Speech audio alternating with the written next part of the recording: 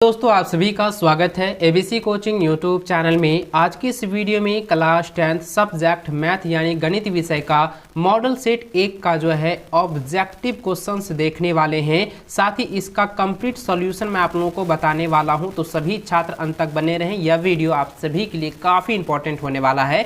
बच्चों इस model paper से लगभग जो है 40 से लेकर 60% जो है क्वेश्चन आपकी बोर्ड की परीक्षा में भिड़ने वाला है। तो इस मॉडल पेपर को आप लोग अच्छे से जो है तैयार कर लेना। इसके सॉल्यूशन को जो है एग्जाम से पहले अच्छे से रिवीजन जरूर कर लीजिएगा। और आप सभी से रिक्वेस्ट है कि चैनल पर पहली बार आए हैं तो चैनल को सब्सक्राइब करने के साथ बेल आइकन को प्रेस कर लें, और वीडियो अच्छी लगे तो वीडियो को लाइक करने के साथ साथ अपने सभी दोस्तों के साथ इसे शेयर जरूर करते जाएंगे। तो चलिए दोस्तों क्वेश्चन की ओर चलते हैं। उससे पहले दोस्तों इसके कुछ समान निर्देश को भी देख लेते हैं। तो देखिए दोस्तों, मैं आपको बता दूं कि आप लोगों का ऑब्जेक्टिव जो एग्जाम्स होगा ये आपका जो है मार्कशीट पर एग्जाम से लिया जाएगा, जिसमें कि प्रत्येक सब्जेक्ट में जो है कुल 40 प्रश्न होंगे और सभी प्रश्नों को आपको उत्तर देना अनिवार्य है। और प्रत्येक प्रश्न में जो है आपका 1 अंक निर्धारित किया गया है, यानी कि सभी प्रश्न 1 अंक का होगा। और प्रत्येक प्रश्नों में जो आपको 4 विकल्प दिए जाएंगे, और जो सही विकल्प होगा, जो सही आंसर होगा, उसको जो है मार्कशीट पर जो है गोले को जो है काला करके जो आपको भरना है, ठीक है। और दोस्तों किसी भी अगर आप गलत आंसर कर देते हैं तो उसका कोई भी अंक कटौती नहीं है,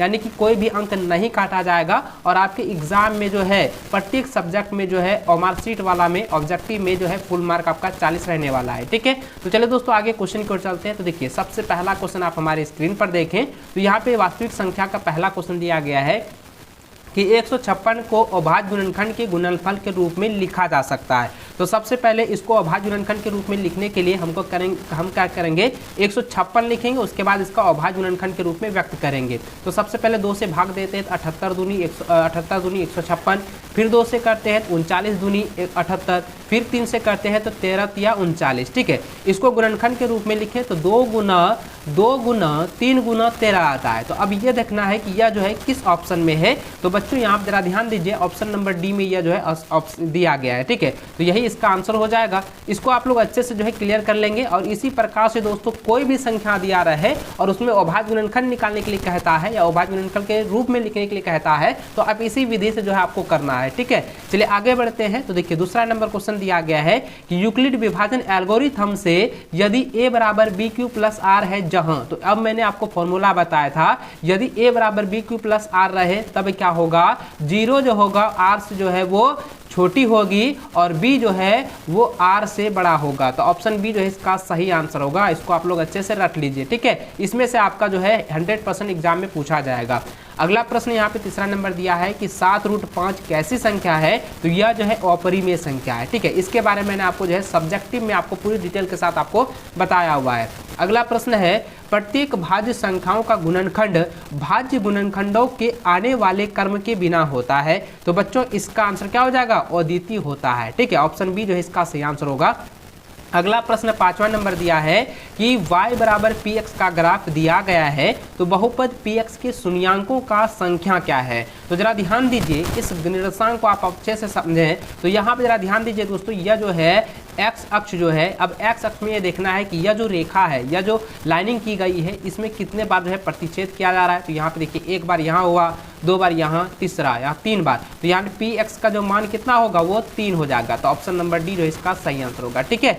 चलिए अगला प्रश्न देखिए चौथा नंबर, जो कि काफ़ी वीवीआई है और मैंने बताया था कि इसी से रिलेटेड आपकी बोर्ड की परीक्षा में 100% गारंटी के साथ कहता हूँ कि एग्जाम में क्वेश्चन दिए जाएंगे। देखिए प्रश्न ये है कि बहुपद x² - 15 के शून्यक है। तो सबसे पहले आपको शून्यक ज्ञात करना है। x² - 15 दिया गया है। मैंने आपको बताया था कि यदि इस तरीके से दिया जाए तो सबसे पहले क्या करना है, x² ही लिखेंगे, और 15 हम लिख सकते हैं √15 का होल स्क्वायर, ठीक है, क्योंकि √15 के स्क्वायर करेंगे तो 15 ही आएगा, ठीक है। अब जरा ध्यान दीजिए, यह हम यहाँ पे जरा ध्यान दीजिए, इसमें क्या है कि a² - b² का फॉर्मूला आ गया है। तो a² - b² का फॉर्मूला क्या होता है, a - b × a + b, यही ना होता है। तो अब क्या करना है, इसी फॉर्मूले पर इसको व्यक्त कर देना है। तो लिखेंगे x² माइनस लिखेंगे, जरा ध्यान दीजिए यहाँ पे x² नहीं लिखेंगे, सिर्फ आपको क्या लिखना क्या है, x लिखेंगे, उसके बाद यहाँ क्या हो जाएगा, माइनस हो जाएगा √15, ठीक है। एक पहला हो गया। अब दूसरा रूप लिखेंगे a + b में, तो यहाँ पे x प्लस लिखेंगे √15, तो दूसरा हो गया। अब x का मान निकालें, इसमें अगर करते हैं तो कितना आता है, प्लस √15 और इसका निकालेंगे √15 आएगा। तो अब जरा ध्यान दीजिए, यह जो है किस ऑप्शन में दिया है, तो यह जो है ऑप्शन नंबर सी में दिया हुआ है, तो यही आपका आंसर हो जाएगा। ठीक है, इसको अच्छे से आप लोग समझ लीजिएगा, पूरा A to Z आपको सोल्यूशन समझाकर इस वीडियो में आपको बताने वाला हूँ। वीडियो अगर अच्छी लग रही है तो वीडियो को लाइक अपने सभी दोस्तों के साथ शेयर भी जरूर करते जाएंगे, और इस मॉडल पेपर को आपने अभी तक डाउनलोड नहीं किया है तो टेलीग्राम को ज्वाइन कर ले, वहां पर मॉडल पेपर प्रोवाइड करा दिया गया है। चलिए अगला प्रश्न देखिए, 7वां नंबर दिया गया कि द्विघात बहुपद x² + 7x + 2 के शून्यंकों का गुणनफल क्या है। देखिए शून्यंकों का गुणनफल का फॉर्मूला होता है अल्फा इंटू बीटा बराबर होता है C/A, यही ना फॉर्मूला होता है। तो इस फॉर्मूले का आप लोग याद रखना। अब जरा ध्यान दीजिए कि द्विघात बहुपद का रूप क्या होता है, ax² + bx + c बराबर 0 होता है। तो अब यहाँ पे देखिए x² + 7x + 2 में जो है a का मान क्या है, a का मान जो है वो 1 दिया हुआ है, ठीक है, और यहाँ पे b का मान कितना है, 7 दिया है, और c का मान कितना है, 2 दिया है। तो अब c/2 के फॉर्मूले में यहाँ पे करेंगे तो क्या हो जाएगा, 2/1 हो जाएगा, तो हम लिख सकते हैं इसको 2 सिर्फ। ठीक है, तो क्या हो जाएगा, ऑप्शन नंबर सी जो है इसका सही आंसर होगा। ठीक है, चलिए इसका गुणनफल क्या आया, 2 आया। ठीक है, ऑप्शन सी। अगला क्वेश्चन देखिए, 8वां नंबर दिया गया है कि रैखिक समीकरण युग्म a1x + b1y + c1 = 0 तथा a2x + b2y + c2 = 0 में यदि a1/a2 बराबर नॉट b1/b2 हो तो निम्न में से सही कथन चुने।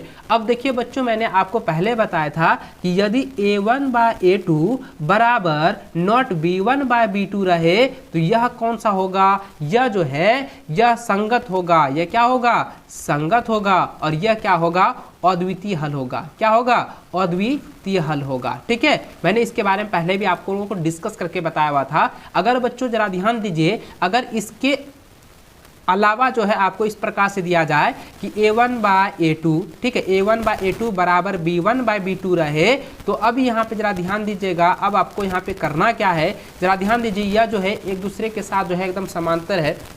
ठीक है, तो यह जो होगा ये संगत होगा। क्या होगा, यह एक संगत होगा। ठीक है, और यह क्या होगा, अपरिमित रूप से इसका जो है अनेक हल होगा, और यह जो है संपाती होगा। ठीक है, याद रखेंगे, यह क्या होगा, संपाती रेखाएं इसका दर्शाएगी। ठीक है, ग्राफी में। अगला इसकी का जो है अथवा में दिया जाएगा कि अगर a1/a2 बराबर b1/b2 रहे और बराबर नॉट c1/c2 रहे तो अब आपको करना क्या है, यह जो है असंगत होगा। ठीक है, इसको आप याद रखेंगे, यह क्या होगा, असंगत होगा, और यह जो है इसका कोई हल नहीं होगा। इसका क्या होगा, कोई हल नहीं होगा, और इसका जो ग्राफ होगा वह समांतर होगा। ठीक है, आप इसको अच्छे से समझ गए होंगे। चलिए इसका देखिए आंसर यहाँ पे क्या होगा, ये अद्वितीय हो जाएगा, ऑप्शन ए। ठीक है, चलिए अगला क्वेश्चन देखिए, 9 नंबर दिया गया है, जो कि निर्देशांक ज्यामिति यानी 2 चर वाले रैखिक समीकरण से ही दिया गया है।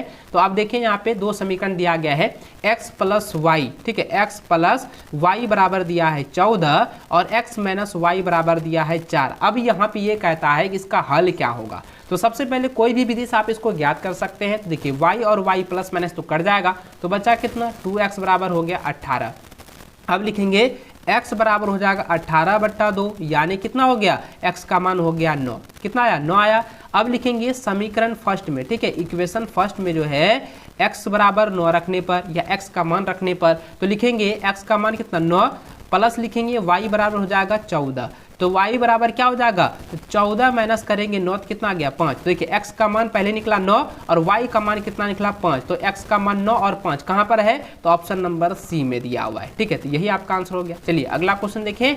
यहाँ पे देखिए दोस्तों 10वां नंबर जो क्वेश्चन दिया गया है, इसके बारे में अभी जस्ट मैंने आपको यहाँ पे जो है 8वां नंबर क्वेश्चन में अच्छे से आपको समझाया है। तो आप यहाँ पे देखिए 10वां नंबर दिया गया है कि रैखिक समीकरण युग्म असंगत है तो आलेख की रेखाएं होगी। तो आलेख की रेखाएं क्या होगी, समांतर होगी। तब कब होता है, किस विधि में होता है, मैंने आपको अभी बताया कि a1/a2 बराबर b1/b2 रहे और बराबर नॉट c1/c2 रहे तो यह असंगत होगा, और इसका जो ग्राफी बनेगा, इसकी जो रेखाएं होंगे वो समांतर होगी। ठीक है, तो आप इसको अच्छे से याद कर लेना, रिवीजन कर लीजिएगा। ठीक है, चलिए आगे बढ़ते हैं। 11 नंबर क्वेश्चन दिया है कि निम्न में से कौन द्विघात समीकरण है। तो देखिए द्विघात समीकरण का रूप होता है ax² plus bx plus c बराबर 0। तब इस समीकरण में आपको देखना है कि यह जो समीकरण है क्या इस समीकरण में ये सभी आते हैं। अब देखिए पहला मैंने आपको पहले बताया था, अगर x² रहे, इधर भी बराबर किस पार लेफ्ट साइड में x² रहे और राइट साइड में भी x² रहे, तो ये क्या होता है, कट जाता है। तो ये क्या होगा, द्विघात समीकरण के रूप में नहीं आएगा। ठीक है, और यहाँ पे जरा ध्यान दीजिए, अगर x² प्लस 1 यहाँ पे रहता है और यहाँ पे कोई भी संख्या ऐसे करके रहेगा तो यह क्या है, द्विघात समीकरण का रूप होगा। ठीक है, चलिए अब इसको हम सॉल्व करते हैं। ठीक है, इसको हम सॉल्व करके आपको यहाँ पे पूरी अच्छे से बताएंगे और अच्छे से समझाएंगे। देखिए सबसे पहला देखें तो यहाँ पे देखिए इसके साथ हम मल्टीप्लीकेशन करते हैं, कितना होता है, x² हो जाता है, माइनस हो जाएगा 3x बराबर होता है x² माइनस 7। अब देखिए x² x² कट जाता है, माइनस 3x और माइनस 7 बचता है। तो अब देखिए ये क्या द्विघात समीकरण है, ये नहीं है। ठीक है, ये पहला हो गया। दूसरा में देखेंगे तो यहाँ पे देखिए समीकरण दिया है a प्लस 1 का होल स्क्वायर, जिसको हम कह सकते हैं a प्लस b का होल स्क्वायर। तो इसका हम फॉर्मूला लिखेंगे, x² हो जाएगा, प्लस लिखेंगे 2x प्लस 1 होगा, बराबर लिखेंगे x² माइनस 5x होगा। तो अब देखिए ये x² ये x² कट गया, तो क्या अभी देखिए यहाँ पे जो है द्विघात समीकरण के रूप में है, नहीं है, तो ये भी समीकरण नहीं होगा। अब देखिए तीसरा वाला जो दिया गया है, ठीक है, तीसरा वाला जो आप यहाँ पे देखें तो देखिए इस तीसरा वाला को हम बनाते हैं। तीसरा वाला हम यहाँ पे बनाते हैं, देखिए दिया है कि x प्लस 1 का होल स्क्वायर, तो x² हो गया, प्लस 2x होगा, प्लस 1 होगा, बराबर लिखेंगे तो 2x हो जाएगा, माइनस 3 दूनी कितना हो गया, 6 हो गया। अब जरा ध्यान दीजिए, यहाँ पे x² हम लिखे, प्लस 2x लिखे, अब माइनस यहाँ पे 2x हो जाएगा क्योंकि इधर इस पर आएगा। ठीक है, और यहाँ पे प्लस 1 पहले से था और ये प्लस इधर आ जाएगा, कितना, देखिए ये जो था ये इसको हम इधर कर देंगे तो कितना हो जाएगा, माइनस यहाँ हो जाएगा तो प्लस 6 बराबर कितना, 0। अब लिखेंगे देखिए x² हुआ और ये कट जाएगा, 2x माइनस हो जाएगा, कट जाएगा, और लिखेंगे प्लस कितना हो गया, 7 बराबर 0। अब ये क्या है, द्विघात समीकरण के रूप में है, तो इसलिए दोस्तों इसका आंसर क्या जाएगा, ऑप्शन नंबर सी हो जाएगा, क्योंकि यह द्विघात समीकरण के रूप में है। ठीक है, यही आपका आंसर हो जाएगा। चलिए अगला प्रश्न देखें, 12 नंबर दिया गया है कि द्विघात समीकरण ax² plus bx plus c बराबर 0 के मूल वास्तविक एवं असमान भिन्न हो तो। अब जरा ध्यान दीजिएगा बच्चों, मैंने आपको बताया था यदि इसका विभित्तर जो है d बराबर 0 हो, यानी कि इसका जो फॉर्मूला यानी कि d बराबर 0 होता है तो यह वास्तविक और समान होगा, ये वास्तविक और समान होगा। अगर बच्चों d जो है 0 से छोटा रहे, d जो है वो 0 से क्या है, वो छोटा रहे, तो इसका क्या होगा, मूल संभव नहीं होगा, यह मूल वास्तविक संभव नहीं होगा, यह क्या होगा, मूल संभव नहीं होगा। और बच्चों अगर d जो है 0 से बड़ा रहे, d जो है वो 0 से बड़ा रहे, तो इसका क्या होगा, मूल जो है वास्तविक और असमान और भिन्न होगा। ठीक है, तो इसलिए इसका आंसर क्या होगा, ऑप्शन नंबर जो है सी जो है इसका सही आंसर होगा। d जो है वो 0 से छोटा बड़ा है। ठीक है, चलिए इस ऑप्शन को आप लोग अच्छे से याद रखें, इसको अच्छे से आप लोग क्लियर कर लीजिएगा। ठीक है, चलिए अगला सवाल 13 नंबर दिया गया है कि द्विघात समीकरण ax² plus bx plus c बराबर 0 का विभित्तर d होगा। तो d का फॉर्मूला होता है b² माइनस 4ac, जो कि ऑप्शन नंबर ए में दिया हुआ है। ठीक है, चलिए आगे बढ़ते हैं। 14 नंबर दिया गया है कि यदि विभित्तर d जो है 0 से छोटा है, d जो है 0 से छोटा हो तो इनमें से मूल क्या होगा। तो मूल मैंने अभी बताया कि इसका मूल नहीं होगा। ठीक है, इसका मूल नहीं होगा, तो इसलिए बच्चों इसका आंसर हो जाएगा ऑप्शन नंबर डी हो जाएगा, इनमें से कोई नहीं। ठीक है, इसको अच्छे से आप लोग जो है क्लियर कर लेना। चलिए आगे बढ़ते हैं। 15 नंबर देखिए, यहाँ पे एपी से जो है क्वेश्चन दिया गया, समांतर श्रेणी से ये जो है सवाल पूछा गया है। इन सभी प्रश्नों को आप लोग अच्छे से जो है हल कर लीजिएगा। देखिए यहाँ पे सबसे पहले एपी का फॉर्मूला आप समझें तो एपी में क्या होता है कि सार्वंतर जो है वो समान होता है, यानी सार्वंतर क्या, डी जो है वो समान होनी चाहिए। डी का फॉर्मूला होता है a2 माइनस a1। ठीक है, तो इस फॉर्मूले के अनुसार आप देखना है। तो देखिए ये प्रथम पद हो गया, द्वितीय पद, ये तृतीय पद, ये चतुर्थी पद। तो अब यहाँ पे देखिए a1 का मान कितना है, 2 है, और a2 का मान 4 है। इसको अगर हम घटाते हैं तो यहाँ आता है 2। अब यहाँ पे 8 में 4 को घटाते तो यहाँ आता है 4, और 8 में 16 में 8 घटाते कितना होता है 8। तो अब देखिए समांतर श्रेणी में नहीं आता, इसलिए ये एपी नहीं है। अब दूसरा वाला देखते हैं। तो देखिए दूसरा वाला में क्या है कि a2 का मान जो है -1 है, और यहाँ पे क्या है a1 का मान -1 हो जाएगा, तो कितना होगा -2। ठीक है, अब उसी प्रकार से इसका भी निकालते हैं। तो -3 इधर आ गया, तो माइनस माइनस +1, तो बराबर हो जाएगा -2। अब फिर निकालते हैं -5 प्लस 3 होगा बराबर -2। अब देखिए यह जो है समांतर श्रेणी जो है इसका समान है, ठीक है, यानी कि इसका सार्वंतर जो है डी जो है पूरी तरह से समान है, इसलिए यह क्या है, एक समांतर श्रेणी है यानी कि एपी है। तो इसलिए दोस्तों इसका आंसर ऑप्शन नंबर बी जो है सही आंसर होगा। अगला प्रश्न 16 नंबर दिया गया है कि यदि AP 3/2, 1/2, -1/2, -3/2 के लिए क्रमशः प्रथम पद और सार्वंतर D क्या है। तो देखिए प्रथम पद A बराबर हम निकालते हैं, तो प्रथम पद पर सबसे पहले तो यहाँ पे दिया हुआ है 3/2, हम 3/2 लिख दिए। अब कहता है सार्वंतर ज्ञात कीजिए, तो AP का ये दिया हुआ है ना, तो सार्वंतर का फॉर्मूला होता है A2 माइनस A1। तो अब A2 का मान है 1/2 और A1 का मान है 3/2, तो लिख देंगे। अब इसको सॉल्व करते हैं, 2/-2/2 होता है, इसको हम कटाएंगे तो -1। अब देखिए प्रथम पद 3/2 यहाँ आ गया और उसके बाद जो है -1 जो है सार्वंतर निकला, तो इसलिए दोस्तों इसका आंसर क्या जाएगा, ऑप्शन नंबर बी सही आंसर होगा। ठीक है, चलिए अगला सवाल जो कि काफ़ी BBI प्रश्न दिया गया है, जो कि आपको अच्छे से समझना है। देखिए 17 नंबर सवाल जो है काफ़ी इंपॉर्टेंट है। यहाँ पे दिया गया है कि 10 से लेकर 250 के बीच 4 के गुणज कितने गुणज होंगे, 4 के कितने गुणज होंगे। तो सबसे पहले जरा ध्यान दीजिएगा, 10 से लेकर 250 के बीच में जो है 4 के कितने गुणज है उसको लिखना है। तो सबसे पहले लिखेंगे 4 के गुणज, क्या लिखेंगे, 4 के गुणज। अब देखिए 4 के गुणज तो क्या हो जाएगा, 12 हो जाएगा, 16 हो जाएगा, 20 हो जाएगा और डॉट डॉट जाएगा, कितना हो जाएगा, 250 तो होगा नहीं, 248 तक जाएगा। तो अब ये क्या होगा, ये जो है इतना हम समीकरण लिखे। अब यहाँ पे जरा ध्यान दीजिए, प्रथम पद जो है यानी कि ए जो है वो 12 दिया है और डी अगर निकालते हैं तो 4 इसमें घटाएंगे तो कितना होगा, 4 होगा ना, 16 में 12 घटाएंगे 4 आता है। तो ये हो गया सार्वंतर डी यानी कि जो है 4 आ गया। अब यहाँ पे देखिए an का फॉर्मूला होता है a plus n-1 into D, ये फॉर्मूला होता है। अब इसमें करना क्या बच्चों, जरा ध्यान दीजिए, an का मान यानी अंतिम पद जो है वो 248 है, तो हम यहाँ पे लिख देंगे 248 बराबर हो जाएगा 12 प्लस n-1 हो जाएगा और सार्वंतर कितना था d, तो गुना में d लिखेंगे यानी 4 लिखेंगे।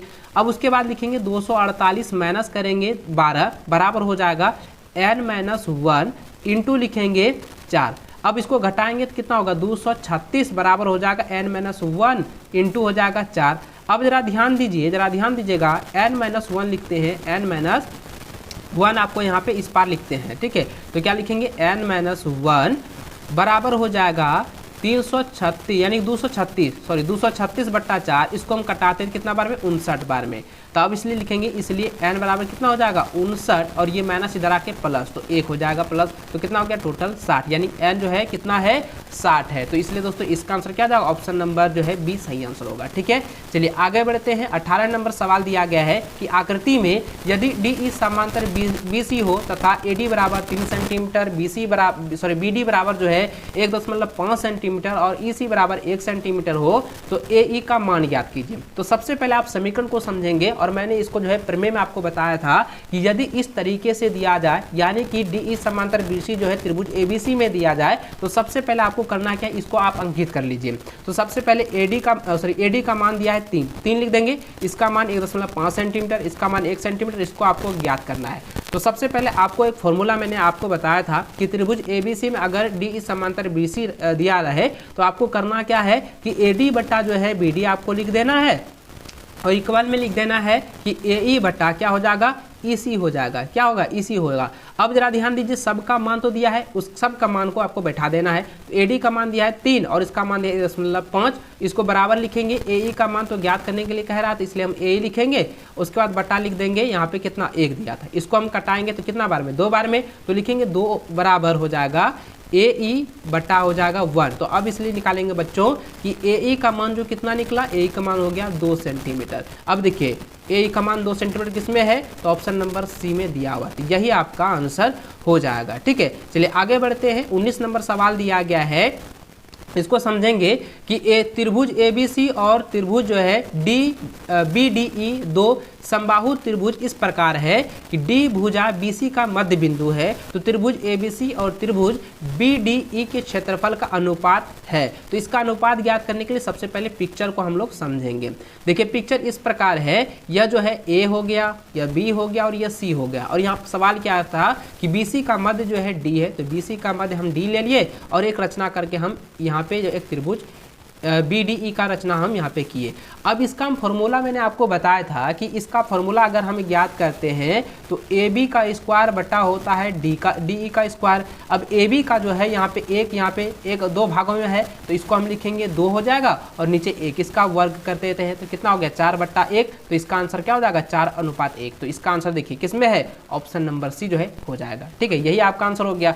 चलिए अगला सवाल 20 नंबर दिया गया है कि त्रिभुज ABC में यदि AC स्क्वायर बराबर AB square plus BC square है तो देखिए इस फॉर्मूले का आप लोग समझेंगे, ये पाइथागोरस फॉर्मूला है, यानी कि कर्ण स्क्वायर बराबर लंब स्क्वायर प्लस आधार स्क्वायर वाला है। तो सबसे पहले जरा ध्यान दीजिए तो काफ़ी आसान है, ये जो है समकोण जो है वो कोण बी हो जाएगा। इसको आप अच्छे से समझ लीजिए। देखिए ये जो है मैंने समकोण त्रिभुज की रचना की है और इसमें ये बताना है कि सबसे बड़ा कौन है, सबसे बड़ा जो है वो AC है। ठीक है, सबसे बड़ा क्या है AC भुजा हम ले लिए। अब उसके बाद बचा कितना B। अब जरा ध्यान दीजिए कर्ण जो है किसके सामने होता है, तो समकोण के सामने होता है। तो ये वाला जो कोण हो गया ये 90 डिग्री को दर्शाएगा। ठीक है, तो इसलिए ऑप्शन बी जो है इसका सही आंसर होगा। अगला सवाल दिया गया है 21 नंबर कि बिंदु PXY, ठीक है, जरा समझेंगे कि बिंदु PXY के मूल बिंदु से दूरी निम्न में क्या होगा। अब देखिए दूरी फॉर्मूला मैंने आपको पहले बताया हुआ है बच्चों, और आपको मैंने अच्छे से बोला था कि इसको आप अच्छे से रिवीजन कर लीजिएगा, क्योंकि दूरी फॉर्मूला होता है जब PX और मूल बिंदु के निर्देशांक में दे रहा है तो मूल बिंदु के आपेक्ष में जो है PX का जो है दूरी जो होता है वह क्या होता है बच्चों, मैंने आपको पहले इंफॉर्मेशन दी है और पहले मैंने आपको बताया था, इसका होता है x square plus Y square का अंडर रूट। तो ऑप्शन डी जो है इसका सही आंसर होगा। ठीक, इस फॉर्मूले का आप लोग अच्छे से याद रख लीजिएगा। अगला सवाल 22 नंबर दिया है, यदि विभाजन बिंदु मध्य बिंदु है तो M1 अनुपात M2 के अनुपात होगा, यानी कि विभाजन बिंदु 2 को दिया है, M1 और M2 दिया है, तो इसका भी ये कटेगा क्या 1:1 आएगा। तो इसका आंसर क्या हो जाएगा 1:1 में आएगा। ठीक है, अब यहाँ पे समझिए कैसे आया। तो यह जो है कोई एक रेखा है जिसको हम AB हम यहाँ पे निमांकित कर देते हैं, बता देते हैं कि ये AB रेखा है, और कोई एक बिंदु हम यहाँ पे P से जिसको काट रहे हैं, तो यह M है और ये भी M है। ठीक है, ये M2 हो गया, ये M1 हो गया। अब यहाँ से लेकर यहाँ तक की दूरी 5 हो गया और यहाँ से लेकर यहाँ तक की दूरी 5 हो गया, तो दोनों का अनुपात क्या होगा, सेम ना होगा, एक ही ना आएगा। तो इसलिए इसका आंसर क्या हो जाएगा, ऑप्शन सी होगा। ठीक है, इसको आप लोग अच्छे से तैयार कर लेना। और बच्चों जितने भी क्वेश्चन मैं आपको बता रहा हूँ उन सभी को आप लोग अच्छे से क्लियर कर लीजिएगा। एग्जाम से पहले उन सभी को रिविजन करना काफी इंपॉर्टेंट है। 100% आप इसको तैयार कर लीजिए, श्योर हो जाए। ठीक है, चलिए आगे बढ़ते हैं। देखिए त्रिकोणमिति से सवाल दिया गया है, प्रश्न संख्या 23 को देखें तो दिया गया है 1 - tan स्क्वायर 45 डिग्री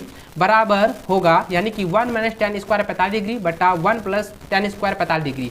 अब इसको हम करेंगे, सबसे पहले जरा ध्यान दीजिए, 1 लिखेंगे, 45 का tan स्क्वायर 45 डिग्री का मान कितना होता है, तो इसका होता है 1। ठीक है, ये ना होता है 45 डिग्री का मान कितना 1 होता है, तो हम 1 का स्क्वायर लिखेंगे 1 प्लस हो जाएगा 1 का होल स्क्वायर। अब जरा ध्यान दीजिए 1 - 1 बटा लिखेंगे 1 + 1। अब इसको जरा ध्यान दीजिए 0/2, तो अब इसका मान कितना है 0। तो अब देखिए 0 कहाँ पे है, ऑप्शन नंबर डी में। तो यही आपका आंसर हो गया। अगला सवाल 24 नंबर दिया गया है कि साइन 18 डिग्री बटा कॉस 72 डिग्री का मान होगा। देखिए बच्चों मैंने आपको बताया था कि कॉस जो है कॉस 90 डिग्री माइनस थीटा बराबर होता है साइन थीटा। ठीक है, आपको मैंने अच्छे से पढ़ाया है और इसी फॉर्मूले पे आपको बनाना। तो दोनों में से किसी एक को आप बदल दीजिएगा। जैसे मैं ऊपर वाले को साइन 18 डिग्री को बदल रहे हैं, तो सबसे पहले क्या लिखेंगे, यहाँ पे लिखेंगे कॉस 90 डिग्री माइनस हो जाएगा 18, अगर 90 में 18 घटाएंगे तो कितना हो जाएगा 72, तो 72 डिग्री बटा लिखेंगे यहाँ पे कितना हो जाएगा कॉस 72 डिग्री। अब देखिए इसको हम लिखेंगे डायरेक्ट कॉस 72 डिग्री इंटू हो जाएगा बटा हो जाएगा कॉस 72 डिग्री। अब देखिए 72 डिग्री कट जाएगा तो कितना आया 1। तो अब देखिए 1 कहाँ पे है, तो ऑप्शन नंबर बी में दिया हुआ, यही आपका आंसर हो जाएगा। ठीक है, चलिए अगला सवाल देखिए, यहाँ पे 25 नंबर दिया गया है कि tan a बराबर 4/3 हो तो साइन a का मान ज्ञात कीजिए। अब जरा ध्यान दीजिए दोस्तों, यहाँ पे दिया है कि tan जो है tan यानी कि tan थीटा जो है tan a जो है वो 4/3 है। अब जरा बताइएगा tan थीटा का फॉर्मूला क्या होता है, और क्योंकि इसके बारे में मैंने आपको पहले बताया था tan थीटा का फॉर्मूला होता है P/3, क्योंकि ऑब्जेक्टिव है तो ऑब्जेक्टिव के अनुसार आपको शॉर्ट में बनाना है। तो सबसे पहले tan का फॉर्मूला यहाँ पे P बट्टा क्या होता है, P/B होता है, तो P/B फॉर्मूला लिखेंगे। अब यहाँ पे हमको H का मान ज्ञात करना है, तो H का फॉर्मूला निकालेंगे तो क्या होता है P square plus B square, ठीक है, का अंडर रूट। तो अब लिखेंगे 4 का स्क्वायर प्लस 3 का स्क्वायर का अंडर रूट हो जाएगा। तो 4 चौके कितना 16 प्लस 9 का अंडर रूट। अब इसको निकालेंगे 25 का वर्ग निकालेंगे तो 25 का वर्गमूल कितना हो जाएगा 5 सेंटीमीटर। अब देखिए एच का मान जो है 5 सेंटीमीटर आ गया, इसलिए लिखेंगे अब साइन ए। अब साइन ए का फॉर्मूला बताइएगा, पी बट्टा एच होता है, ठीक है, पी बट्टा एच होता है। तो पी का मान कितना है, पी का मान है यहाँ पे 4 और एच का मान कितना 5। तो अब देखिए 4/5 यही आंसर हो गया। तो 4/5 किस में है, ऑप्शन नंबर बी में दिया हुआ है, ठीक है। चलिए अगला सवाल दिया गया 26 नंबर, यहाँ पे देखें दिया है कि भूमि के एक बिंदु से जो मीनार के पाद बिंदु से 30 मीटर की दूरी पर है, मीनार के शिखर का उन्नयन कोण 60 डिग्री हो तो मीनार की ऊंचाई ज्ञात कीजिए। तो सबसे पहले आपको यहाँ पे एक आकृति को यहाँ पे समझना है, जरा ध्यान दीजिएगा। यहाँ पे ये कहता कि पाद बिंदु, तो पाद बिंदु ये वाला हो गया और इसका यहाँ पे जो दूरी है यहाँ पे इसका जो है 30 मीटर दिया गया है, ठीक है। अब ये कहता है इसका जो कोण है, ये जो कोण दिया गया उन्नयन कोण 60 डिग्री और अवनमन कोण कहेगा तो ऊपर में आपको लेना है, ठीक है। ये उन्नयन कोण कह रहा है तो यहाँ पे लिखेंगे 60 डिग्री। अब यहाँ पे कहते हैं इसकी ऊंचाई ज्ञात कीजिए। अब जरा ध्यान दीजिए, न्यून कोण के सामने वाली भुजा को हम लोग कहते हैं लंब कहते हैं। तो ये हो गया P और ये हो गया B। अब ये बताइए P बट्टा B जो है किस फॉर्मूले में आता है, तो tan में आता है। तो अब देखिए tan जो है यहाँ पे लिखेंगे और कोण कितना है 60 डिग्री का, तो 60 डिग्री लिखेंगे, ठीक है, बराबर लिखेंगे। अब जरा ध्यान दीजिएगा P का मान तो P दिया हुआ है क्योंकि यही नहीं ज्ञात करना है, तो P लिख देंगे और ये हो जाएगा 30 मीटर, ठीक है। अब देखिए tan जो है 60 का मान कितना होता है √3 होता है, बराबर लिखेंगे P बट्टा हो गया 30। अब लिखेंगे इसीलिए बच्चों P का मान क्या हो जाएगा 30 रूट हो जाएगा 3, ठीक है। तो अब देखिए 30 √3 मीटर, यही आपका आंसर हो जाएगा जो कि ऑप्शन नंबर बी में आपका दिया हुआ है, ठीक है। चलिए अगला सवाल 27 नंबर दिया गया है कि त्रिभुज PQR में जिसका कोण Q समकोण है, PQ 3 सेंटीमीटर है और PR जो है वो 6 सेंटीमीटर है, तो कोण जो है QPR मान होगा, यानी कि कोण P का मान जो है क्या होगा। अब यहाँ पे आपको समझना है और इसको आप लोगों को अच्छे से बनाना है, अच्छे से समझना है। सबसे पहले आप जो है इसको समकोण त्रिभुज में एक रचना कर लीजिए। समकोण त्रिभुज हम रचना कर लेते हैं जिसमें कि कोण Q जो है वो समकोण है। अब इसको हम ऊपर वाले को P मान लेते हैं और यहाँ वाला जो है इसको हम R मान लेते हैं, ठीक है। ये त्रिभुज PQR बन चुका है। अब जरा ध्यान दीजिए PQ का मान जो है वो 3 सेंटीमीटर है और PR का मान जो है वो 6 सेंटीमीटर दिया हुआ है। अब जरा ध्यान दीजिए, अब यहाँ पे समझना है ये 90 डिग्री का कोण है। अब ये हो गया H और ये हो गया P। अब ये बताइए H बट्टा P या P बट्टा H किस में आता है, अब ये बताइए P बट्टा H, ठीक है। तो अब यहाँ पे जरा ध्यान दीजिएगा, हमको कहता है कोण जो है P ज्ञात करने के लिए। तो अब यहाँ पे देखिए कोण P, इसको लेंगे तो ये न्यून कोण होगा। न्यून कोण के सामने वाली भुजा को हम लोग यहाँ पे P कहेंगे, यानी कि ये लंब हो जाएगा। तो यह क्या बन जाएगा, ये आधार बन जाएगा, ठीक है, ये आधार बन जाएगा। तो अब यहाँ पे करना क्या बच्चों, जरा ध्यान दीजिएगा कि अब यहाँ पे जरा ध्यान दीजिए, समझेंगे आप लोग कि अब यहाँ पे न्यून कोण के सामने वाले P बट्टा B जो है वो P बट्टा B किस फॉर्मूले में आता है, या B बट्टा H जो है वो किस फॉर्मूले में आता है। देखिए B बट्टा H, ये B और ये H, B बट्टा H जो फॉर्मूला आता है वो होता है cos थीटा, ठीक है। तो यहाँ पे सबसे पहले समझेंगे त्रिभुज ABC में या त्रिभुज PQR था तो PQR में लेंगे। यहाँ पे जरा ध्यान दीजिएगा cos हो जाएगा कितना, cos थीटा बराबर हो जाएगा, जरा ध्यान दीजिएगा इसका मान दिया गया है, इसका जो है P बट्टा H, सॉरी यहाँ पे B बट्टा H लेंगे तो B बट्टा H इसको लिखेंगे। अब लिखेंगे cos 60 डिग्री बराबर cos थीटा बराबर हो जाएगा इसका मान कितना है, इसका जो मान है वो 3 है B का मान और H का मान कितना है 6, इसको कटाएंगे 1/2। अब देखिए cos थीटा इधर हो गया और इधर 1/2 को हम लिख सकते हैं cos 60 डिग्री। अब देखिए cos और cos का मान हो गया तो थीटा का मान यानी कोण का मान कितना हुआ 60 डिग्री हुआ। तो कोण P का जो मान है, कोण P का मान कितना निकला 60 डिग्री। तो अब यहाँ पे देखिए ऑप्शन नंबर सी में 60 डिग्री दिया हुआ है, तो यही आंसर हो जाएगा। चलिए ठीक है, अगला सवाल 28 नंबर देखिए, दिया गया है कि एक वृत्त में कितनी समांतर स्पर्श रेखाएं हो सकती है। तो ये अनंत स्पर्श रेखाएं हो सकती है, इसका कोई जो है गिनती नहीं है, अनेक स्पर्श रेखाएं हो सकती है किसी भी वृत्त पर। अगर यहाँ पे समझे दोस्तों, इसको हम वृत्त ले लिए, अब इस पर स्पर्श रेखा कितना है, तो हम यहाँ पर भी स्पर्श रेखा खींच सकते हैं, यहाँ पे भी ले सकते हैं, ऐसे ले सकते हैं, ऐसे ले सकते हैं। तो किसी भी तरह हम स्पर्श रेखा ले सकते हैं, यानी कि इसका जो है अनेक स्पर्श रेखाएं वो अनंत स्पर्श रेखाएं होगी। ठीक है, तो इसलिए दोस्तों इसका आंसर ऑप्शन नंबर जो है ए इसका सटीक आंसर होगा। ठीक है, चलिए आगे बढ़ते हैं। 29 नंबर सवाल दिया गया कि एक बिंदु Q से कोई एक वृत्त पर स्पर्श रेखा की लंबाई 24 सेंटीमीटर है, क्यू के केंद्र से दूरी 25 सेंटीमीटर वृत्त की त्रिज्या होगी। तो वृत्त की त्रिज्या ज्ञात करने के लिए कह रहा है, तो सबसे पहले आपको करना क्या है, एक वृत्त ले लेते हैं। या वृत्त ले लिए। अब यहाँ पे ये कह रहा है कि केंद्र से, ठीक है, इस केंद्र से जो है वो क्यू की दूरी जो है वो कितना है, वो है 25 सेंटीमीटर, ठीक है। और Q से लेकर कोई स्पर्श रेखा जो है, इसको हम कोई स्पर्श रेखा ले लेते हैं, जिसको हम यहाँ पे मान लेते हैं। स्पर्श रेखा की दूरी जो है 24 सेंटीमीटर है। अब इसका मान ज्ञात करना है। अब देखिए दोस्तों, आपको पता होगा कि कोई भी वृत्त पर स्पर्श रेखा लिया जाता है तो वहाँ का कोण जो है वो 90 डिग्री को दर्शाता है, ठीक है। अब यहाँ पे ये कह रहा था वृत्त की त्रिज्या। अब देखिए वृत्त की त्रिज्या 90 डिग्री के सामने वाली भुजा को हम लोग कहते हैं कर्ण, यानी कि एच कहते हैं, और न्यून कोण के सामने वाली भुजा को हम लोग लंब कहते हैं, या और जो बाकी रह गया छोटा उसको आधार कहते हैं। तो सबसे पहले क्या करेंगे, इसको हम निकालना है ना त्रिज्या। तो त्रिज्या अगर निकालते हैं तो त्रिज्या बराबर हो जाएगा अंडर रूट, ठीक है, अंडर रूट हो जाएगा। यानी कि अब इसका ये स्पर्श रेखा जो है इसकी, तो स्पर्श रेखा यानी कि ये वाला जो है वृत्त से लेकर केंद्र से लेकर बाह्य बिंदु तक की जो दूरी है उसका वर्ग करेंगे। 25 का हम स्क्वायर करते हैं, उसके बाद 24 का स्क्वायर करेंगे, ठीक है। अब यहाँ पे 25 का स्क्वायर करते हैं तो कितना होता है 625, और इसका करेंगे 576। अब इसको हम घटाते हैं तो कितना आता है 49 का स्क्वायर अंडर रूट हो करेंगे, इसका वर्गमूल निकालें तो 7 सेंटीमीटर। अब देखिए त्रिज्या का मान कितना निकल गया 7 सेंटीमीटर, जो कि ऑप्शन नंबर ए जो है इसका सही आंसर होगा, ठीक है।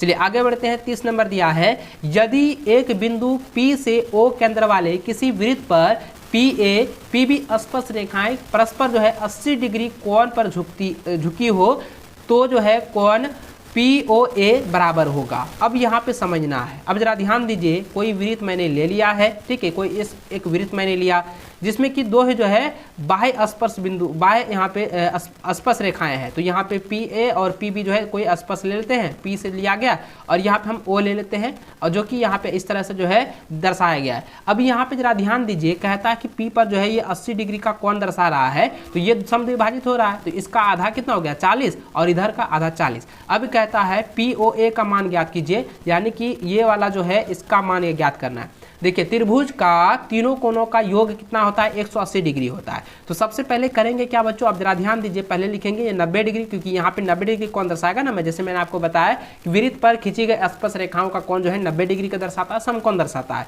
अब जरा ध्यान, इधर क्या हो समद्विभाजित हो गया, 80 का आधा कितना हो जाएगा तो 40 होगा, तो यहाँ पे 40। अब इसको जोड़ दीजिए तो ये कितना हो गया 130। अब देखिए त्रिभुज के तीनों कोणों का योग 180 डिग्री होता है, अगर 180 डिग्री में 130 को घटा देते हैं तो कितना हो गया 50 डिग्री। तो अब देखिए ऑप्शन नंबर किस में दिया है, तो ऑप्शन नंबर ए जो है इसका सही आंसर होगा 50 डिग्री, ठीक है। तो कोण POA का मान कितना निकल गया 50 डिग्री हो गया, ठीक है। चलिए आगे बढ़ते हैं। 31 नंबर सवाल यहाँ पे दिया गया है कि 6 सेंटीमीटर त्रिज्या वाले एक वृत्त के एक त्रिज्यखंड का क्षेत्रफल ज्ञात कीजिए जिसका कोण 60 डिग्री है। तो सबसे पहले त्रिज्यखंड का क्षेत्रफल होता है थीटा बटा 360 डिग्री गुना पाई आर स्क्वायर, यही नहीं होता है थीटा बटा 360 डिग्री गुना पाई आर स्क्वायर। अब देखिए थीटा का मान दिया है 60, तो 60 बटा लिखेंगे 360 डिग्री, ठीक है। उसके बाद गुना लिखेंगे पाई का मान 22/7 और गुना आर का मान कितना है 6, तो 6 का स्क्वायर करेंगे 6 गुना 6। अब देखिए इसको हम कटा सकते हैं, ठीक है। क्या कटाएंगे बच्चों, यहाँ जरा ध्यान दीजिएगा, इसको हम ऐसे कर सकते हैं, देखिए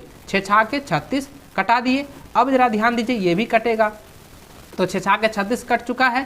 तो अब देखिए अब ये कट जब गया, अब इसको हम कर सकते हैं 36 गुना 22 6 गुना 22 करते हैं, कितना होता है 132 बटा हो जाएगा 7। तो यही आपका आंसर हो जाएगा 132 बटा 7 सेंटीमीटर, जो कि ऑप्शन नंबर बी जो है सही आंसर होगा। इसको आप लोग जो है अच्छे से जो है फॉर्मूले सबको आप लोग अच्छे से याद कर रखिएगा, ठीक है। चलिए अगला क्वेश्चन यहाँ पे 32 नंबर सवाल दिया गया है कि त्रिज्या R, यानी कि यहाँ पे ध्यान दीजिएगा कि यहाँ पे बड़ी R दिया गया है। तो त्रिज्या बड़ी आर वाले वृत्त के उस त्रिज्याखंड का क्षेत्रफल ज्ञात करें जिसमें कोण जो है P डिग्री निम्नलिखित है। तो त्रिज्यखंड का क्षेत्रफल के अनुसार इसमें अगर करें तो यहाँ पे जो है थीटा का मान P डिग्री है, तो P डिग्री लिखेंगे, बटा लिखेंगे 360 डिग्री, और पाई का मान हो जाएगा पाई हो जाएगा, और आर का मान जो है बड़ी आर स्क्वायर लिखेंगे। अब आपको करना क्या है बच्चों समझ लीजिएगा, अगर हम 1/2 यानी कि 2 गुना 1/2 गुना 2 करते हैं तो इसका कोई फर्क नहीं पड़ेगा, कटने के बाद एक ही आ जाएगा। इसके साथ में क्या करेंगे, पी डिग्री बटा 360 डिग्री लिखेंगे, गुना करेंगे पाई का तो पाई दिया हुआ है, आर का स्क्वायर कर देंगे। तो ये कितना हो जाएगा बच्चों समझेंगे, यहाँ पे हो जाएगा पी डिग्री बटा 360 या 360 गुना 720 हो जाएगा, 720 गुना पाई का मान हो जाएगा 2 पाई आर स्क्वायर। तो अब यही आंसर हो जाएगा, ठीक है। तो इसलिए दोस्तों इसका आंसर क्या हो जाएगा, ऑप्शन नंबर डी जो है इसका सही आंसर होगा। अगर आप बच्चों इससे थोड़ा सा अलग लिखते हैं, सिर्फ आप ये वाला दे देते हैं, तो इसका आंसर आपका गलत हो जाएगा। इसलिए आप इस तरीके से आपको जो है करके यहाँ पे बनाना होगा और बताना होगा, ठीक है। आगे बढ़ते हैं। 33 नंबर सवाल दिया गया है कि दो वृत्तों की त्रिज्याएं क्रमशः 8 सेंटीमीटर और 6 सेंटीमीटर है, यानी कि बड़ी आर का मान जो है वो 8 सेंटीमीटर है और छोटी आर का जो मान है वो 6 सेंटीमीटर यहाँ पे दिया हुआ है। तो अब कहता है कि उस वृत्त की त्रिज्या ज्ञात कीजिए जिसका क्षेत्रफल इन दोनों वृत्तों के योग के बराबर है। अब यहाँ पे क्या करना है कि दोनों वृत्तों को जो है जोड़कर, ठीक है, समझेंगे कि दोनों वृत्तों को पिघलाकर एक नया वृत्त जो है बनाया गया है। अब कहता है कि जो बड़ा वृत्त का क्षेत्रफल होगा दोनों वृत्तों के योग का क्षेत्रफल के बराबर होगा। तो सबसे पहले क्या करेंगे, तो जरा ध्यान दीजिएगा, वृत्त का क्षेत्रफल, तो वृत्त का क्षेत्रफल अगर हम ज्ञात करते हैं तो क्या हो जाएगा, दोनों वृत्तों का योग, दोनों वृत्तों का योग, दोनों वृत्तों का योग का क्षेत्रफल का क्षेत्रफलों का योग, ठीक है, क्षेत्रफलों का योग हो जाएगा। तो सबसे पहले क्या करेंगे, अब जरा ध्यान दीजिएगा बच्चों, इसका अगर हम फॉर्मूले के अनुसार लिखें तो पाई हो जाएगा, और यहाँ पे जरा ध्यान दीजिएगा इसमें क्या है, बड़ी आर स्क्वायर है और ये क्या है, आर स्क्वायर है, तो ये कॉमन आ गया। तो अब 22/7 लिखेंगे, या 22/7 अगर लिखना चाहते हैं लिख सकते हैं, या तो नहीं तो पाई लिख रहने दीजिए। अब यहाँ पे करेंगे तो 8 का स्क्वायर प्लस 6 का स्क्वायर करेंगे तो क्या हो जाएगा, 100 पाई हो जाएगा। तो इसको हम 8 8 64 हो गया, और ये 6 36, 64 और 36 कितना हो गया, 100, तो 100 पाई हो गया। अब यहाँ पे जरा ध्यान कहता है त्रिज्या निकालने के लिए, अब त्रिज्या का फॉर्मूला क्या होता है, यानी त्रिज्या का फॉर्मूला होता है अंडर रूट क्षेत्रफल, अंडर रूट वृत्त का क्षेत्रफल, तो लिखेंगे अंडर रूट यानी कि पाई। अब यहाँ पे देखिए पाई तो कट जाएगा ना, तो यहाँ पे क्या हो जाएगा, पाई बटा अंडर रूट क्षेत्रफल, तो क्या हो जाएगा 100 पाई। तो इसको कटा देंगे तो कितना हो जाएगा, सिर्फ 100 का वर्गमूल निकालेंगे आ जाएगा 10 सेंटीमीटर, ठीक है। तो ये इसका आंसर हो जाएगा 10 सेंटीमीटर, ऑप्शन डी जो है इसका सही आंसर होगा। इसको आप लोग अच्छे से जो है बना लीजिएगा और मुझे कमेंट करके जरूर बताइएगा बच्चों कि आप में से कितने सारे बच्चे जो है इस वीडियो में बताए गए सभी क्वेश्चन को आप हल कर रहे हैं, अच्छे से उनको तैयार कर रहे हैं। आगे देखिए 34 नंबर सवाल दिया गया है जो कि काफ़ी पेचीदा है और आप सभी के लिए काफ़ी आसान है, लेकिन पेचीदा सवाल दिया गया है। यहाँ पे सवाल ये है कि सबसे बड़े बांस की लंबाई बताइए जो कि एक 12 मीटर लंबे, 9 मीटर चौड़े और 8 ऊंचे कमरे यानी कि 8 मीटर जो है ऊंची कमरे में रखी जा सकती है। अब जरा ध्यान दीजिए, यहाँ पे कहता है बांस की लंबाई ज्ञात करने के लिए, तो सबसे पहले आपको आसान तरीका मैं बता दूं कि आपकी जो लंबाई और चौड़ाई है आप उसको जोड़ दीजिए, आपका आंसर हो जाएगा। तो 12 यहाँ पे देखिए ये जो है दिया गया है 12 और प्लस 9 को हम जोड़ते हैं कितना होता है 21 मीटर, ठीक है। तो यही आपका आंसर हो जाएगा 21 मीटर, ऑप्शन सी जो है इसका सही आंसर होगा, ठीक है। चलिए आगे अगला सवाल यहाँ पे 35 नंबर दिया गया है बच्चों, इसको आप लोग अच्छे से जो है सॉल्व कर लीजिएगा, अच्छे से आप लोग समझ लीजिए, ठीक है। देखिए अगला सवाल यहाँ पे 35 नंबर की ओर चलें तो देखिए 35 नंबर दिया गया है कि 7 सेंटीमीटर त्रिज्या तथा 5 सेंटीमीटर ऊंचाई वाले लंब वृत्तीय बेलन का आयतन ज्ञात कीजिए। तो देखिए लंब वृत्तीय बेलन का जो आयतन होता है, ठीक है, बेलन का आयतन का फॉर्मूला जो होता है आप मुझे कमेंट करके बताएंगे, क्योंकि बच्चों इसके बारे में मैंने आपको पहले बताया हुआ है। तो देखिए लंबवृत्तीय बेलन का आयतन होता है या बेलन का आयतन होता है पाई आर स्क्वायर इंटू एच होता है। तो पाई का मान 22/7 है, 22/7 लिखेंगे क्योंकि इसमें नहीं दिया है तो 22/7 ही लेना है। उसके बाद आपका आर का मान कितना है, वो 7 है, तो 7 गुना 7 होगा क्योंकि 7 स्क्वायर हो जाएगा। तो एच का मान कितना है, तो 5 लिख देंगे। अब देखिए ये 7 और ये 7 कट गया, अब इसको हम गुना करेंगे, 7 × 35 गुना 22 करेंगे तो 35 दूनी होता 70, यानी कि 77 हो जाएगा, 707 सेंटीमीटर स्क्वायर हो जाएगा, 770 सेंटीमीटर स्क्वायर, जो कि ऑप्शन नंबर बी जो है बी में दिया हुआ, यही आपका आंसर हो जाएगा, ठीक है। चलिए आगे बढ़ते हैं 36 नंबर जो कि काफ़ी इंपॉर्टेंट सवाल दिया गया है। यहाँ पे दिया है कि क्रमशः 6 सेंटीमीटर, 8 सेंटीमीटर और 10 सेंटीमीटर त्रिज्याओं वाले धातुओं के 3 ठोस गोला को पिघलाकर जो है एक बड़ा ठोस जो है गोला बनाया जाता है। इस बड़ा गोला की त्रिज्या ज्ञात कीजिए। अब बड़े गोले की त्रिज्या ज्ञात करने के लिए सबसे पहले जरा ध्यान दीजिएगा, इन तीनों ठोस गोलों को जो है मिलाकर ना बनाया गया है। तो सबसे पहले क्या करेंगे, गोले का आयतन ज्ञात करेंगे। तो गोले का आयतन देखिए, बड़े गोले का आयतन ज्ञात करेंगे तो अब जरा ध्यान दीजिए, गोला का आयतन लिखेंगे, गोला का आयतन। अब गोला का आयतन में क्या करेंगे, तीनों गोलों को मिला देना है। तो तीनों गोलों को अगर हम मिला दें तो देखिए सबसे पहले हमको करना क्या, गोले का आयतन क्या होता है, फॉर्मूला आप बताइएगा, 4/3 इंटू पाई आर क्यू होता है, ठीक है, 4/3 इंटू पाई आर क्यू होता है, ठीक है। तो अब इसमें तीनों को मिला देना है, तो अगर हम तीनों को मिलाते हैं तो 4/3 पाई आर, ये 1 हो गया, ठीक है, 4/3 पाई आर 2 क्यू हो गया, प्लस 4/3 पाई आर यहाँ पे 3 क्यू हो जाएगा। इस तरीके से इसमें कॉमन करेंगे, 4/3 पाई हो जाएगा और यहाँ पे आर क्यू, R1 क्यू हो जाएगा, प्लस R2 का क्यू हो जाएगा, प्लस R3 का जो है क्यू हो जाएगा, क्योंकि 3 यहाँ पे त्रिज्या दिया है तो तीनों त्रिज्या हम ले लेंगे। उसके बाद हम गुना करेंगे, 3/4 गुना हो जाएगा पाई, तो पाई का कितना 22/7 हो गया। अब इसको हम निकाल सकते हैं इसका क्यूब। अब इसका क्यूब अगर हम निकालते हैं, जरा ध्यान दीजिएगा, इसका जो क्यूब दिया गया है, इसका जो क्यूब दिया है कितना, सबसे पहले 6 का क्यूब निकालेंगे, प्लस लिखेंगे 8 का क्यूब हो जाएगा, प्लस 10 का क्यूब हो जाएगा। अब बच्चों यहाँ पे समझना है, अब यह जो दिया गया है ना, अब इसको रहने दीजिए, ठीक है। अब इसको यहाँ पे आपको क्या करना है, रहने दीजिए। अब ये जो है गोले का आयतन हो गया, तीनों गोले का, तीनों गोला का आयतन हो गया। अब कहता है बड़ा गोला का आयतन। अब बड़ा गोला का आयतन ज्ञात करेंगे तो उसका जो फॉर्मूला होता है, उसका भी फॉर्मूला क्या हो जाएगा, 4/3 पाई आर आर क्यू। अब ये आर जो है, अब इसका मान देखिए, जरा ध्यान दीजिएगा, अब इसके बराबर में है ना। अब इसको क्या करेंगे, अब इसमें देखना है कि 4/3 पाई और 4/3 पाई जो है मिल रहा है, तो आप इसको यहाँ पे पाई रहने दीजिएगा, ठीक है। तो इसमें पाई ही रखने दीजिएगा, इसको और इसको हम कटा सकते हैं, तो बचा कितना, आर क्यू, ठीक है, बड़ी आर क्यू। अब इसको हम कॉमन करेंगे तो अगर हम आर और ये क्यू क्यू क्या हो जाएगा, कट जाएगा। तो अब इसको हम सिर्फ यहाँ पे क्या करेंगे, जोड़ देंगे। अब इसका जोड़ देंगे तो कितना हो जाएगा, 8 6 14 और यह 10 कितना हो गया, 24। तो ये हो गया 24 सेंटीमीटर। तो बड़ी आर का मान, बड़ी गोला का मान कितना हो गया, 24 सेंटीमीटर, जो कि ऑप्शन नंबर बी जो है इसका सही आंसर होगा, ठीक है। चलिए अगला सवाल 37 नंबर दिया गया कि यदि माध्य जो है वो 60 है और माध्यिका जो है 50 है तो बहुलक होगा। बच्चों मैंने आपको बताया था इस बहुलक, माध्यक और माध्यक के बीच में जो है संबंध होता है। संबंध क्या होता है बच्चों, जरा ध्यान दीजिएगा, होता है 3 माध्य, 3 माध्यक बराबर होता है बहुलक, बहुलक प्लस होता है 2 माध्य। क्या होता है, 2 माध्य होता है। अब हमको कहता है बहुलक ज्ञात करने के लिए, तो सबसे पहले लिखेंगे बहुलक। तो बहुलक करेंगे तो यहाँ क्या हो जाएगा, 3 माध्यक हो जाएगा। क्या हो जाएगा, 3 माध्यक माइनस हो जाएगा 2 माध्य हो जाएगा, तो 2 माध्य हो जाएगा। इसको हम करेंगे अब 3 गुना कितना है, 3 माध्यक, माध्यिका का मान है कितना है, माध्यिका का मान है 50, तो लिखेंगे यहाँ 50। तो इसके बाद यहाँ पे क्या है, 2 गुना हो जाएगा कितना, 60। अब इसको करेंगे कितना, देखिए 150 हो गया माइनस 120। अब इसको घटा दीजिए तो कितना आया, 30। तो अब देखिए ये 30 जो है ये बहुलक आ गया, तो 30 ऑप्शन नंबर जो है बी में दिया हुआ है, 30 नंबर, 30, ठीक है। चलिए आगे बढ़ते हैं 38 नंबर सवाल की ओर। तो देखिए यहाँ पे 38 नंबर सवाल दिया गया है कि किस प्रकार का त्वरण है। बच्चों मैंने आपको बताया था कि अगर y अक्ष से लेकर, y निर्देशांक से लेकर x निर्देशांक की ओर जा रहा है तो यह क्या होगा, उच्च होगा, यानी कि यह जो है अधिक प्रकार का जो है यह त्वरण है। अगर बच्चों इधर की ओर जो है संकेत करेगा तब ये क्या होगा, यह निम्न होगा, यानी कि यह निम्न होगा, तो इसका क्या हो जाएगा, ये कम प्रकार का जो है त्वरण है। तो इसलिए दोस्तों आप जरा ध्यान दीजिए, यह जो है ये x की ओर जो है प्रतिपादित कर रहा है, x की ओर जो है प्रदर्शित कर रहा है, तो इसलिए इसका आंसर हो जाएगा ऑप्शन नंबर बी, से अधिक प्रकार का त्वरण है। तो ऑप्शन बी इसका सही आंसर होगा, ठीक है। चलिए अगला सवाल 39 नंबर दिया गया है, जो कि आप सभी के लिए काफी इंपॉर्टेंट है, प्रायिकता चैप्टर से जो है सवाल दी गई है।